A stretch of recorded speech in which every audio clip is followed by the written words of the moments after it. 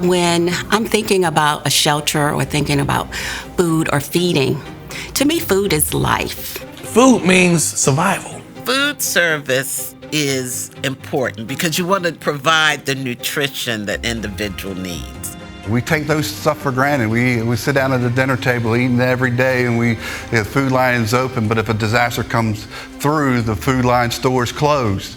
How do we feed people when they are in need?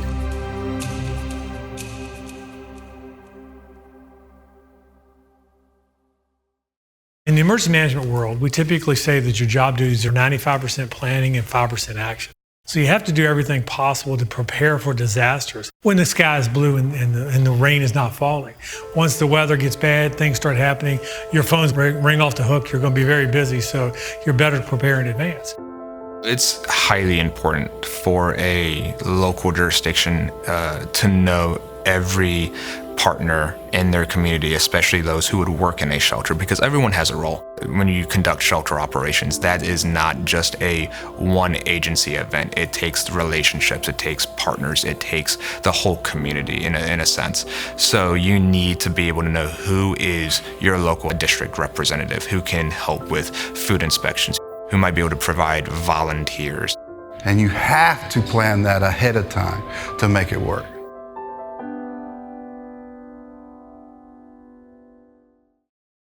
Because everyone has a different expertise, whether it's feeding, getting the food out, whether it's preparing the food. Some have kitchens, you have to have the kitchen in place. So you have to have all those pieces in place in order to make sure you take care of the people in need. And you need to know who they are and what they can do to activate quickly. And in a situation, you can't try to figure it out at the same time. You've got to know, you've got to have a plan, and you have to implement the plan. You have to have those relationships built before. Because during a crisis, you're not able to say, hey, I need you, and I've never met you before, because they're being tugged in so many different ways. The most important thing that you can do when you're running a food bank or a food pantry is have local good relationships, not only with the businesses, but with the people. It is a partnership, a full partnership with the community. Because we are a full-time restaurant 6 days a week, we are able to flip the table over and stop serving the public. If there's a disaster response that we have to take care of, we have the capability in 20 minutes time to take care of the situation, i.e. cooking, preparing to-go meals or meals in-house. We have a partnership with the local grocery stores like Randolph Market, which we purchase from and do receive donations from. It is important in helping to continue to make connections with the community so that we can make sure that the community is secure in the time of a crisis, whatever it might be. So it's preparedness. We plan for these events to occur, hoping that they never occur, but we're ready for those events when they do occur. Because you think about it, we can put up a shelter and have a place for where people to stay at, but how are we going to feed them? Where are we going to get the food from? Or is the state going to be able to provide it in a short time? Disasters happen out of the blue. And what we've learned is if we develop our resources and partnerships and coalitions before the event, then we can set up a shelter, be able to feed a bunch of people in a very short period of time. If we have to open up a shelter, the first 72 hours, we have to determine how we're going to feed this community.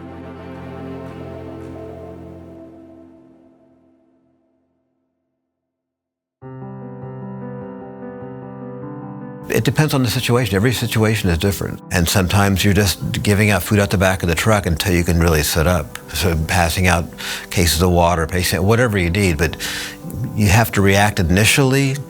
It's more of a response before you do anything, and then you can start doing the planning. We have about 120 in the food count. We have about 50 more to go in the line. Okay, so I'll have food services prepared for 175, 200. Just keep me posted, please. Okay. So the first thing you have to do is assess what the need is. How bad is it? Where is it? How many people need to be taken care of? And then you start activating all your partners and you tell them what you need. What's significant to me as an emergency manager from a feeding perspective is to understand how many clients are in the shelter and what they're anticipated if they're going to stay in the shelter for, overnight, or if they're just going to be there for a short term. That will help us work with our resources that will be able to come in and provide food to the shelter and to make those arrangements. They're able to come in and say, hey, I need your assistance down here. Hey, do you have this, or do you have this product? Or what's the supply line for this, the supply chain for this? If I had to open up a shelter tomorrow, I'm going to definitely reach out to the food pantry. The food pantry is stocked both in their refrigerator and their freezers, drinks, whatever I need. If there was an instance that there was a disaster and a massive amount of people would need to be fed, as long as the food chain continues, we would be able to be an instrumental part in making sure that the people of Hopewell would get fed. So speaking for a food bank, you have agencies, and each agency has different expertise, different levels of ability, whether it's a congregate feeding site that actually prepares the meals, whether it's a pantry that actually distributes product that's been pre-made for them. Every food bank has to have a disaster relief plan. So when you have a situation that comes up and you have to activate, well, the food bank isn't the one activating, they're the one supplying the food to their partners to support the people in need. We need to find out when, where, and how the food is going to be prepared. Is it going to be prepared on site? Is it going to be brought in already prepared? How many people are there, which is why registration is important, so that you have an adequate amount of food for everybody who's there. Feeding is probably taking place, the preparation of the food is probably taking place off-site at a large-scale kitchen, that food will then be brought to the shelter and then handed out there. So don't be surprised if at a shelter there isn't a feeding operation going on. But also know that if that shelter has been opened by the government or the Red Cross or whomever, that they've thought of feeding. You're not gonna go hungry. There's a feeding plan in place even if you don't see the feeding plan.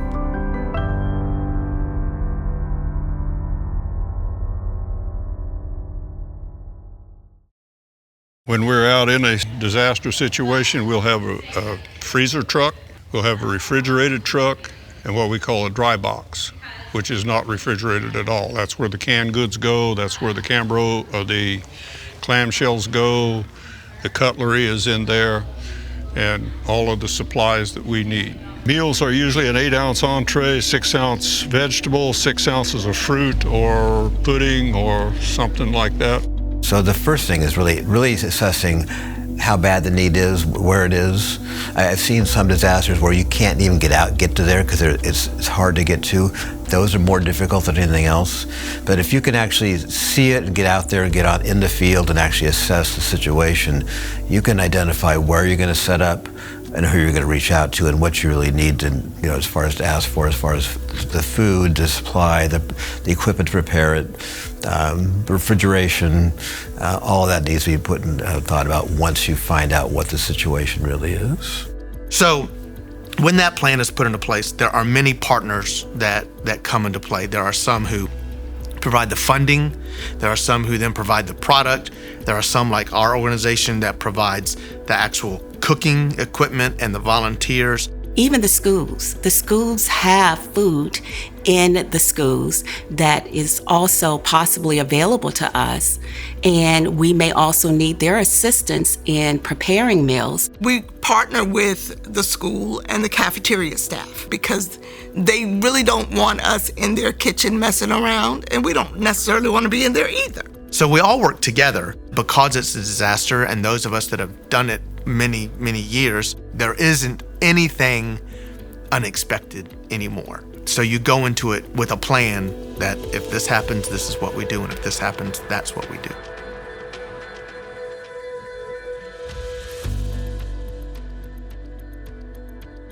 You have to have somebody who really understands how important it is to maintain food safety. In the event that a shelter opens up, the local health district would provide environmental health staff who would come in and help provide food inspections at the shelter for any food that is being provided.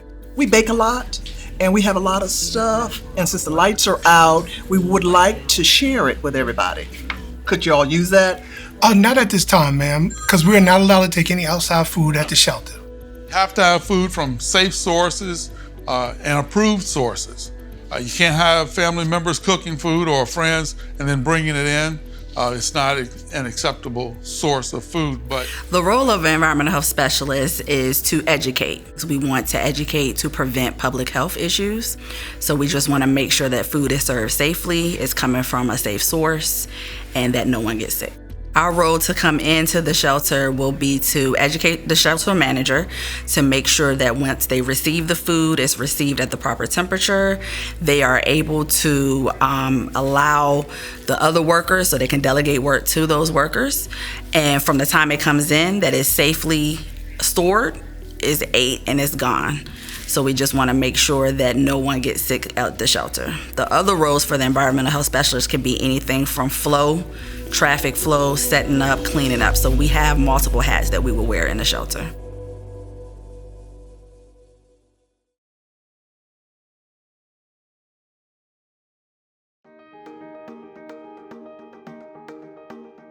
So your first primary thing as a shelter worker is the care and safety of the people in that shelter, and that includes food safety.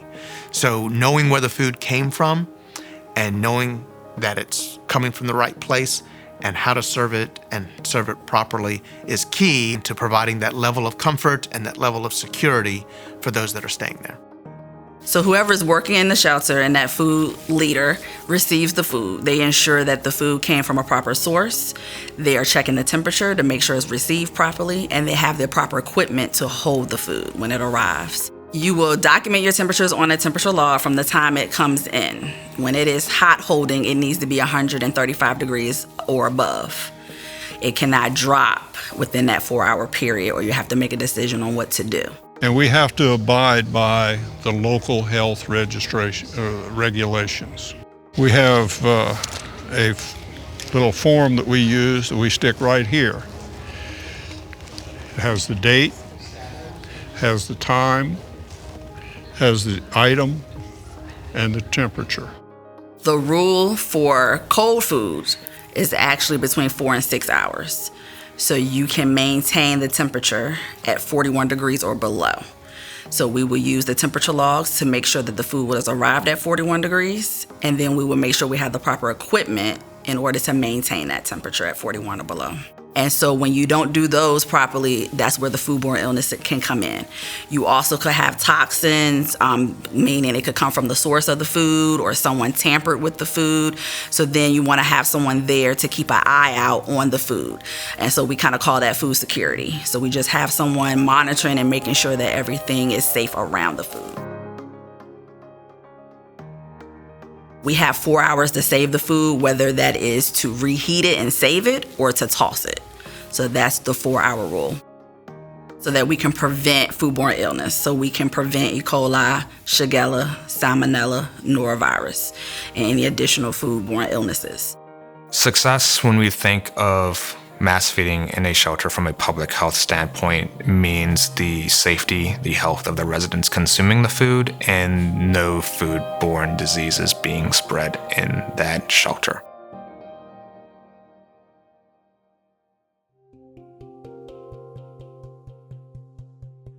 We work with the cafeteria staff at the school, and they will make sure that the food is brought out, but we'll assist folks in actually getting served and directing them to where they can find and what they might need. The first thing is to make sure that no one is displaying any type of symptoms such as runny nose, scratchy throat, coughing. They can be relocated to a different area, just not serving food in the kitchen. The other thing is to make sure that everyone has a hair restraint. So they're pulling their hair back. They have some type of hair net so that we don't have any hair in the food. And then everyone will hand wash. The hand sink needs to be supplied with hot water, paper towels, and soap. And we have visual aids that can be posted at the sinks to show people how to properly hand wash. After that, you put on gloves. The gloves is a barrier to prevent bare hand contact with ready-to-eat foods. So that was to ensure that no one is touching the food with their bare hands.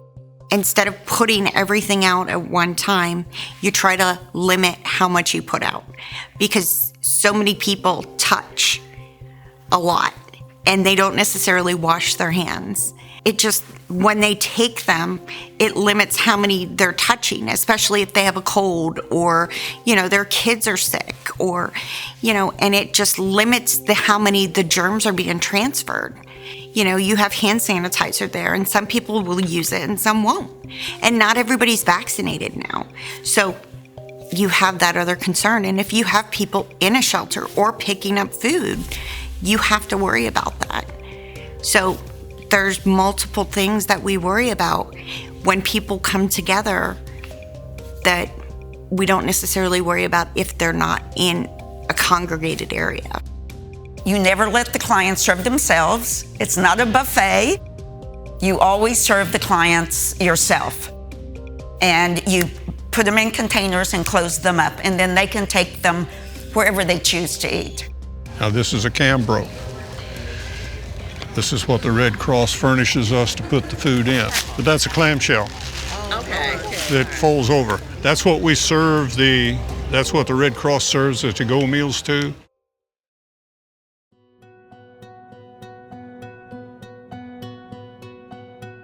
The proper setup and cleanup for the 3-compartment sink will be to make sure that we have 110-degree water, and we will fill up the first basin, which is the wash. And so you fill that up, you put your soap in. The second basin is for rinse. So we're just gonna have a lukewarm water there, and then the third is the sanitizer basin. The easiest way is to use the bleach, and we will take the test strip, which you need 50 to 100 parts per mil, to make sure that you have the right concentration for that sanitizer. So you will wash, rinse, and sanitize, because we kind of do it differently than at home. And so once you sanitize, then it will air dry. And so what's happening is the sanitizer is taking care of what we can't see.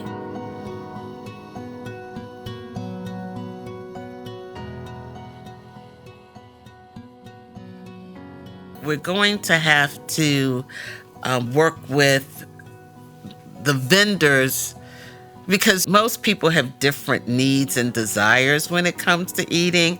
And so to the best of our ability, we try to have a variety of meals. The important thing to remember is that if it's a dietary restriction, not a like or a dislike, that you need to work with your healthcare professionals to accommodate for that dietary restriction. Are you on any special diet? Yeah, it's a religious diet. I eat kosher meals. Okay, and do you have any allergies to food? No, I just stick to my religious diet. All right, we're gonna give you this red ticket, okay? All right, thank you very much. You're welcome.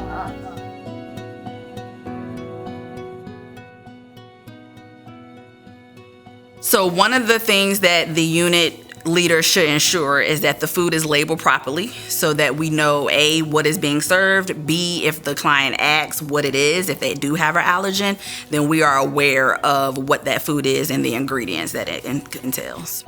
The other key to feeding is to post your menus. You're not gonna be able to do that probably with the first meal because it happens so quickly, but for every meal after that, you're gonna wanna post what your menu is for the next meal. So people have the opportunity to go read it, look at it, and then they may not have identified that they're allergic to something that's now on the menu when they went through intake.